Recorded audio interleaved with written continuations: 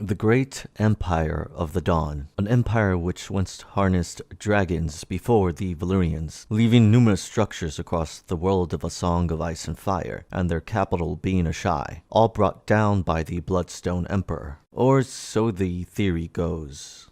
This theory's strongest evidence would be the fortress on Battle Isle made of black stone fused by dragon fire. This fortress is older than Valyria, so it had to have been made by an older civilization with dragons. In GEotD, the people believe in legends that their land was once part of an older civilization, the mythical Great Empire of the Dawn. Specifically, there is a single legend, a single line suggesting that one of the emperors of the Dawn may have built the fused black stone 5 forts. So the theory is that this legend is true, and therefore the emperors may have also built the fused black stone on Battle Isle because of this single line. However, there is also a single line suggesting that the fortress on Battle Isle was built by the maze makers, based on the simple observation that the fortress is a maze. The only issue with this supposition is how the maze makers got a hold of dragons to make the fortress. Well, the maze makers initially built their mazes on the Lorathi Isles, but there are clues they may have also been at the Isles of the Jade Sea, which is one of 2 locations where dragons supposedly originated.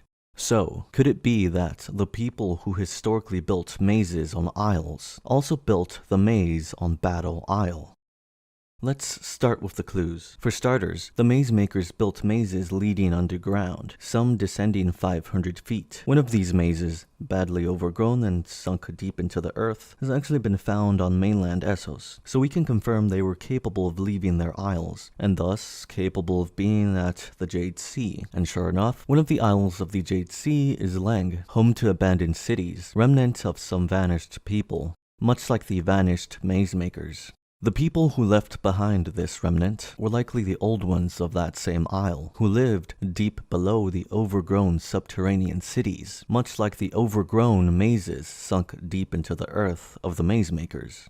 These old ones built massive buildings and labyrinths of tunnels, and carved steps that descend hundreds of feet into the earth. Once again, much like the maze makers' very own labyrinths that include passages descending 500 feet. However, the maze makers were massive. They were giants to some degree. And sure enough, so are the current natives of Leng, as they are perhaps the tallest of all the known races of mankind, with many men amongst them reaching 7 feet in height, and some as tall as 8.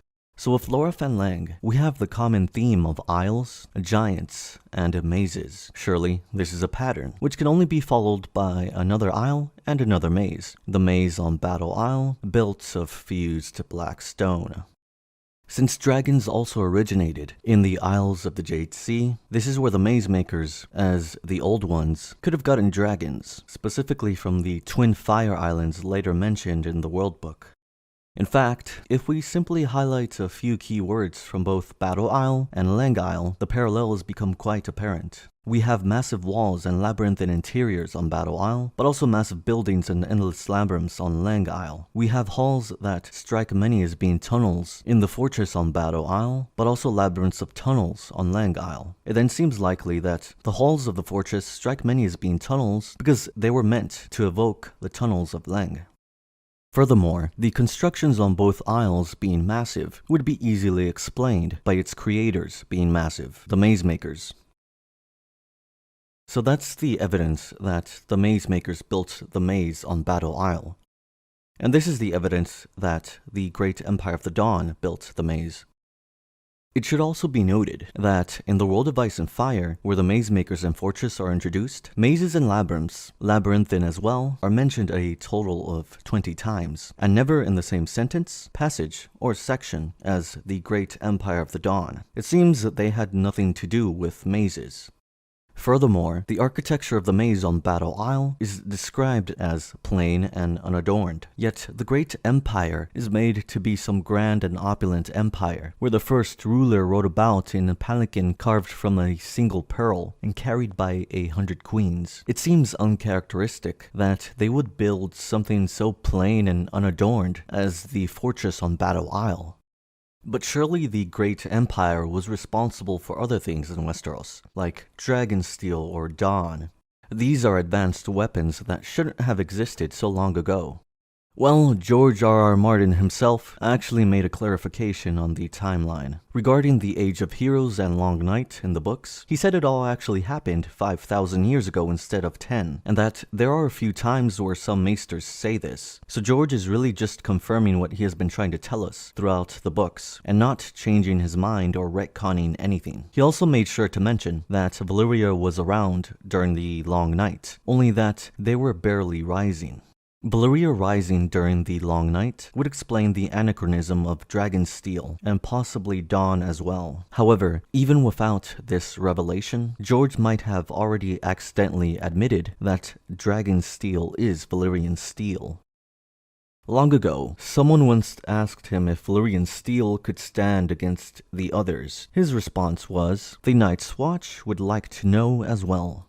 But when does the Night's Watch ever discuss this? Well, when Sam and Jon are discussing Dragonsteel, when they both conclude that it is Valyrian steel, and also discover that it could stand against the others, which matches up with what George said, that the Night's Watch would like to know if Valyrian steel could stand against the others. Valyrian steel is Dragonsteel. Furthermore, if the Great Empire of the Dawn was responsible for the advanced steel weapons during the Long Night, and they were also the ones who taught the Valyrians their knowledge, why didn't they teach them how to forge steel? The World Book clearly states that the Valyrians began their empire using bronze weapons, and only later made steel, and that they actually learned iron working from the Rhoynar, and only later advanced on their own. So clearly the people who taught the Valyrians did not pass down the knowledge of forging steel, which kind of throws a wrench in the theory of the Great Empire of the Dawn. Why would they completely neglect to teach the Valyrians to forge steel when Dragonsteel is what saved the world and defeated the others? What might make more sense is that the people who taught the Valyrians only knew magic and not how to work metal, thereby explaining why they didn't pass down such knowledge. Which is interesting, because the Children of the Forest knew the same things the Valyrians did, except how to work metal. In a previous video, I presented evidence that the children are the people who taught the Valyrians to tame dragons, just not the people who built the fused black stones. So considering George's comments, and what the evidence in the World Book leads to, it seems the Great Empire of Dawn is neither responsible for Dragonsteel or the fused Blackstone Fortress. But what about Asshai and the 5 forts? Well, if we look at the 5 forts, they also have massive walls, like the massive walls on Battle Isle, the massive walls likely built by the massive maze makers. In fact, if giants were also responsible for the 5 forts, this would explain why they are ironically referred to as forts, despite being so large. Because to massive creatures like giants, they are just forts. And this is all neatly tied together by Old Nan having once said that giants lived in colossal castles. I dare say that the 5 forts were their colossal castles. Furthermore, if we read the mythical tale of the Great Empire of the Dawn, from beginning to end, the 5 forts are never mentioned, even throughout the story of their Long Night. They are only mentioned long after the section on the Great Empire of the Dawn, near the end of the section on GEotD. The Great Empire is barely even touched upon, only saying that some people believe the forts were raised by the Pearl Emperor. The fact that only some people believe this is quite telling, but also makes sense, considering that the main story of the Great Empire completely omits the forts, the story that ends with, "Or so the men and women of the further east believe." Since the Pearl Emperor building the 5 forts is excluded from this story, it must not be what most men and women of the further east believe. Even if it were true, however, their omission from the chronological story is made all the more puzzling, considering that the forts were supposedly built before the Long Night, in the morning of the Great Empire. Why then did they take no precedence in the story of the Great Empire of the Dawn during the Long Night? Surely if the Great Empire existed, and had something to do with the 5 forts, they would have played a crucial role in their defense during the Long Night, and thus included in their story. Furthermore, being as how the construction of the 5 forts is attributed to one man, it's almost like the Essos version of the legendary Bran the Builder, who supposedly built the wall. And this is what George has said about Bran the Builder. Much of those details are lost in the mists of time and legend. No one can even say for certain if Brandon the Builder ever lived. He is as remote from the time of the novels as Noah and Gilgamesh are from our own time. Bran the Builder is supposed to have built the Wall, Winterfell, and Storm's End. George R.R. Martin mentioned that he has become a legend so that people will look at a structure and say, wow, it must have been built by Bran the Builder, when it actually was not. If we can't trust all the legends claiming Bran the Builder built the wall, why should we trust one legend from the other side of the world claiming the Pearl Emperor built the 5 forts? It seems that, just like with everything else, the great Empire of the Dawn may have had nothing to do with the 5 forts. But what about Asshai? You may have heard that dragons and dragon eggs came from Asshai. This is why some readers believe Asshai has something to do with dragons, and could have been the capital of the great Empire of the Dawn. It's actually very reasonable, if this is what the text actually said.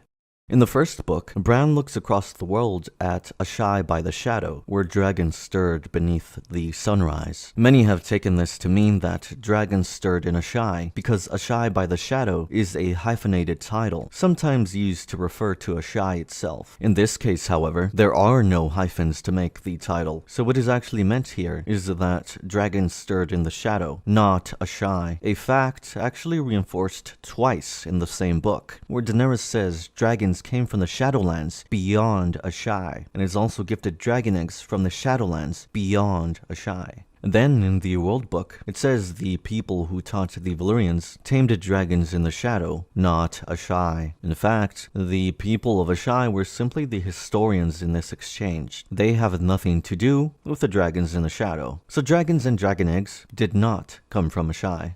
However, isn't Asshai built of black stone fused by dragonflame? Asshai is actually made of greasy black stone. Greasy or oily black stones are commonly noted to be carved instead of fused, such as the toadstone and seastone chair. Stone fused by dragonflame is harder than steel or diamond, making it practically impossible that the greasy oily black stones were fused, seeing as how they were carved. It's only logical to assume the same for Asshai, as it is greasy black stone. One theory is that Asshai was once fused black stone, but later became cursed somehow. This would explain why animals die after arriving in Asshai, and why in Yin, another city of oily black stone, plant life in general does not grow near it. Since greasy oily black stones repel biological life in general, it is a good argument that they are cursed. However, there is a better argument that the oily greasy black stones are not cursed at all, but are actually doing exactly what they were meant to do. Because in the Shadowlands, there grows ghost grass, and there's a prophecy that one day, ghost grass will cover the entire world and end all life. If this prophecy did come to pass, then Asshai and Yin would actually be safe havens, as they repel plant life in general, such as in Yin, where the jungle will not enter. In this context, the greasy oily black stones are far from cursed, perhaps instead built in anticipation of the end of the world by ghost grass.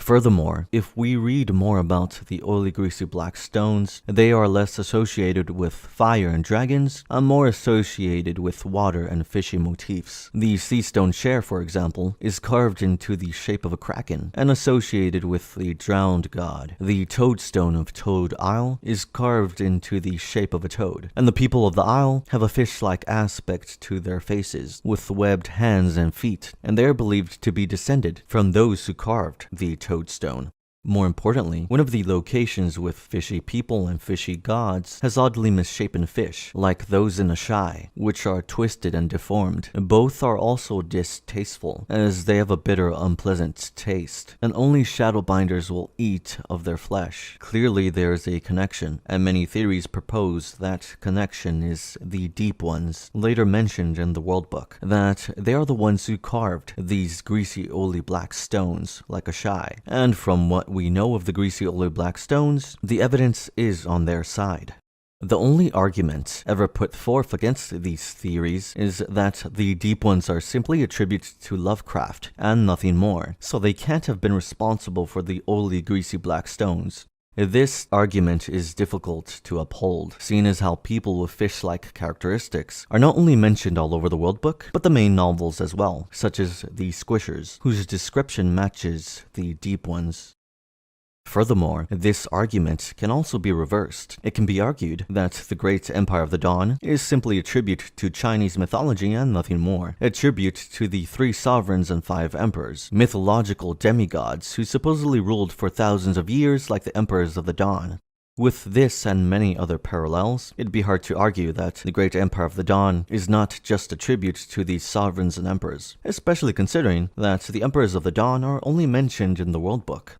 However, some readers theorize that they were mentioned in Book 1. Daenerys has a dream in which she sees ghosts lying in a hallway, dressed in the faded raiment of kings. They had pale hair like Valyrians, but eyes of gemstones, matching the titles of 4 of the great emperors of the Dawn. Now, we don't know why the emperors of the Dawn were named after gemstones. However, if we look for clues in their successors, the Golden Empire of GEotD, we can infer that they probably weren't named after their eyes, because GEotD had emperors of purple, yet only those of Valyrian ancestry, and the Danes are known for having purple eyes. So clearly the emperors of GEotD were not named for their eyes. The same must then follow for their predecessors, the great emperors of the Dawn.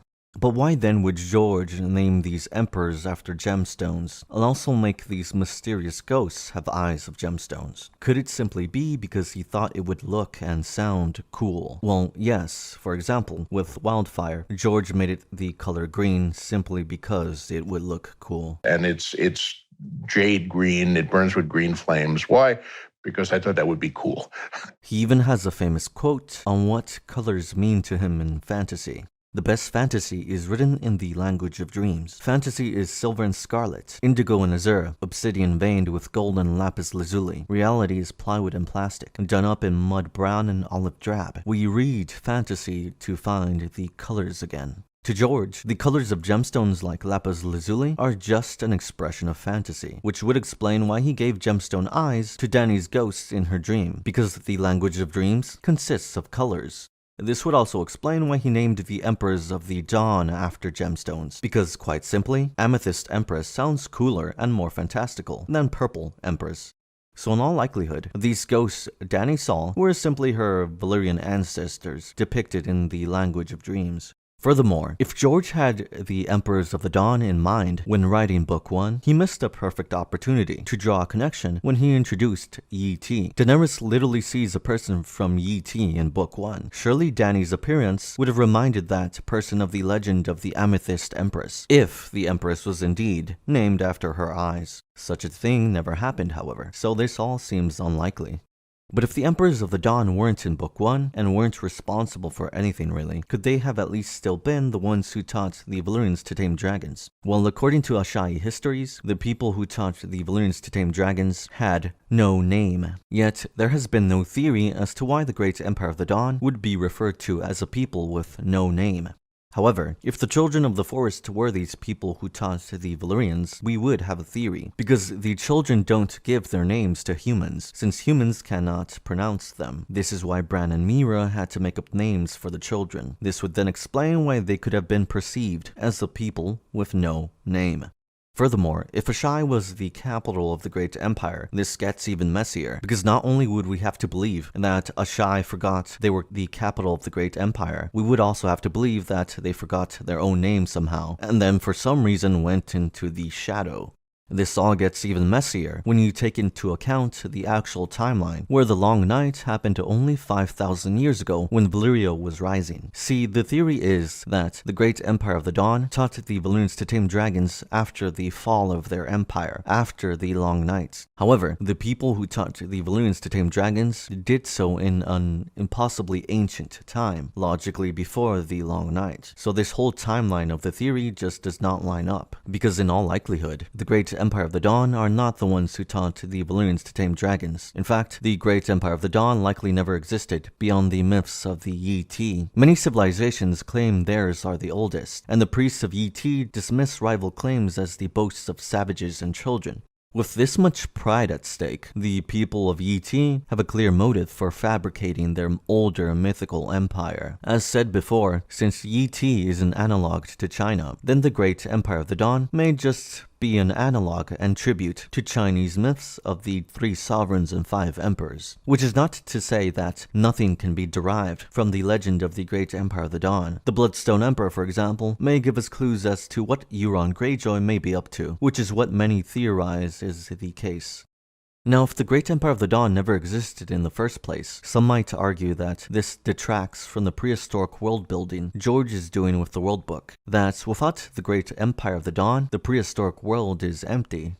Well, seeing as how the Great Empire of the Dawn is only mentioned 3 times in the World Book, I would disagree. In fact, the World Book actually makes references to many and different vanished races. So on the contrary, the prehistoric world is very rich in lore, even without the Great Empire of the Dawn. More specifically, the prehistoric world seems to have belonged not to a human civilization, but to other ancient races like giants and fishy people. Why are all these ignored? Why especially do we ignore the fishy people mentioned all over the world? And why do we ignore the maze makers when there are mazes all over the world? In fact, in A Dance with Dragons, Leaf, one of the children, perfectly conveys my points. The giants are almost gone as well. The great lions of the western hills have all been slain. The unicorns are all but gone. The mammoths down to a few hundred. The direwolves will outlast us all, but their time will come as well. In the world that men have made, there is no room for them or us.